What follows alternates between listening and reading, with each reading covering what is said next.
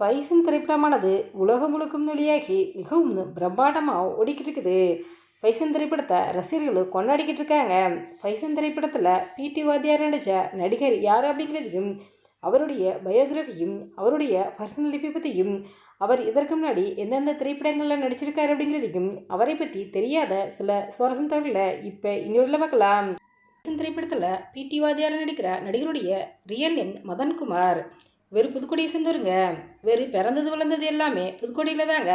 இவர் புதுக்கோட்டையில் இருக்கக்கூடிய காலேஜில் தான் சிவில் இன்ஜினியர் படிச்சிருக்காரு. இவருடைய அப்பா பேர் தட்சிணாமூர்த்தி.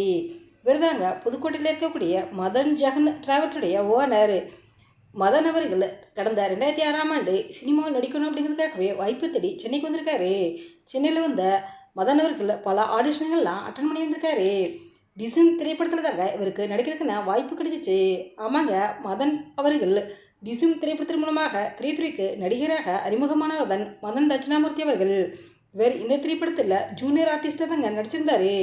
ஆமாங்க, ஒரு போலீஸ் அதிகாரியாக தான் மதன் அவர்கள் நடிச்சிருந்தாரு. இந்த திரைப்படத்திற்கு பிறகு பல திரைப்படங்களில் ஜூனியர் ஆர்டிஸ்டாக மதன் அவர்கள் நடிச்சிருக்காருங்க. மதன் அவர்கள் ஆலன், பேட்டை, ஏஜெண்ட் கண்ணாயிரம், அயலி, அருவி, மாவீரன், ரூட் நம்பர் 17, வெல்வெட் நகரம், கர்ணன், மாமன்னன் என இதுவரைக்கும் 50க்கும் மேற்பட்ட திரைப்படங்களில் நடிச்சிருக்காருங்க. இதில் அருவி திரைப்படத்தில் நடிச்சதாங்க இவருடைய லைஃப்பில் மிகப்பெரிய திருப்பு முனையை ஏற்படுத்துச்சு அப்படின்னு சொல்லலாம். ஆமாங்க, அருவி திரைப்படத்தில் இவருக்கு ஒரு முக்கியமான கதாபாத்திரம் கொடுக்கப்பட்டுச்சு. இதன் மூலமாக மதன் அவர்கள் தன்னுடைய பேரை அருவி மதன் என கூட மாற்றிக்கிட்டாருங்க.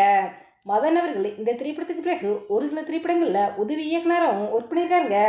மதன் அவர்கள் நூடுல்ஸ் அப்படிங்கிற திரைப்படத்தை இயக்கியிருந்தார். இந்த திரைப்படமானது விமர்சன ரீதியாக நல்லா வரவேற்பு பெற்றிருந்துச்சு.